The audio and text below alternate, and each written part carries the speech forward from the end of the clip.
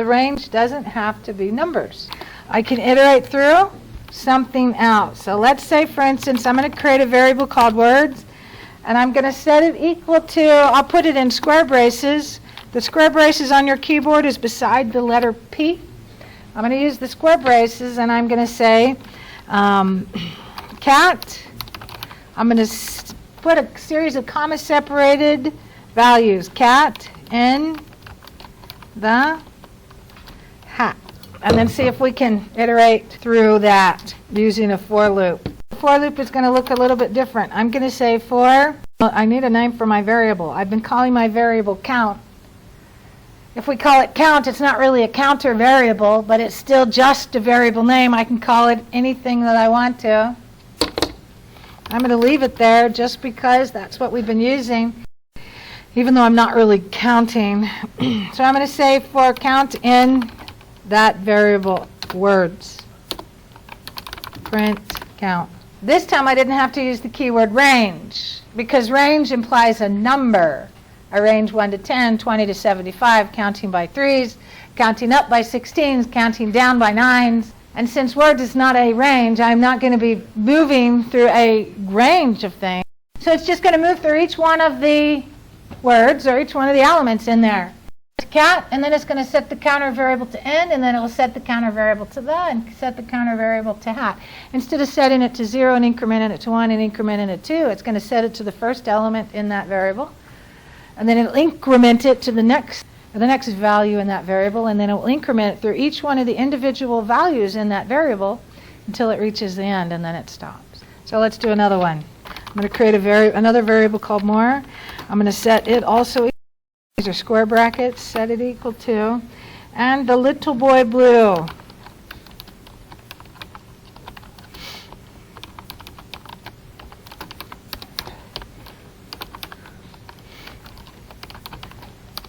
And see if we can move through this one as well. I need that colon at the end, and we're going to see if we can, or we're going to move through this one. Oh, no, I don't need a colon there. We're going to say for count in, well, this variable is called more. I'm going to print my count, see if we can roll through both of them. So I have the first loop and the second loop.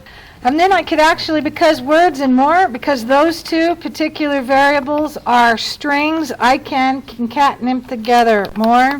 I'm going to create a variable called more words, and I'm going to set it equal to words plus more. And the expectation is going to take whatever it finds in the variable called words, and it's going to append to it whatever it finds in the variable called more.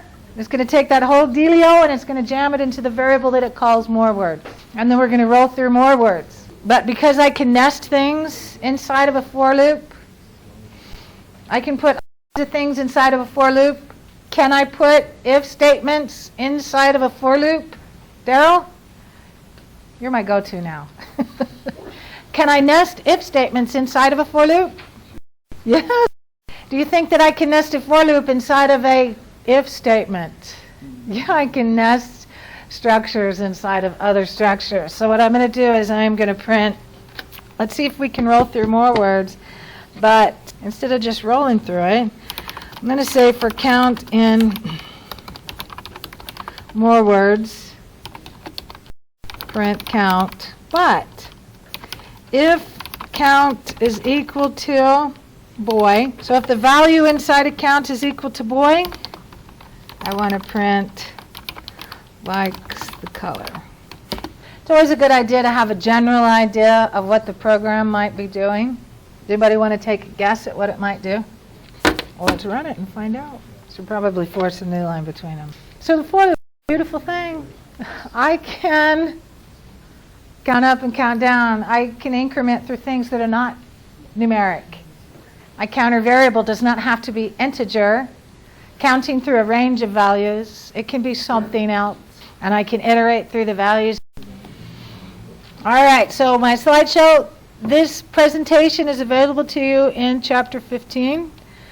We found out that I can have a range with a start value, an end value, and an increment. So for I in range 1 to 3, and for I in range 3 to 12, increment by 2. So, your turn. We have about 25 minutes left in class. I would like you to create a program that displays all the even numbers between 4 and 24, 42. And then I want you to prompt the user for a number and display all the odd numbers between -3 and whatever the user. I would encourage you to start with pseudocode, the general idea, map out a plan. How do you think you might go about attacking this?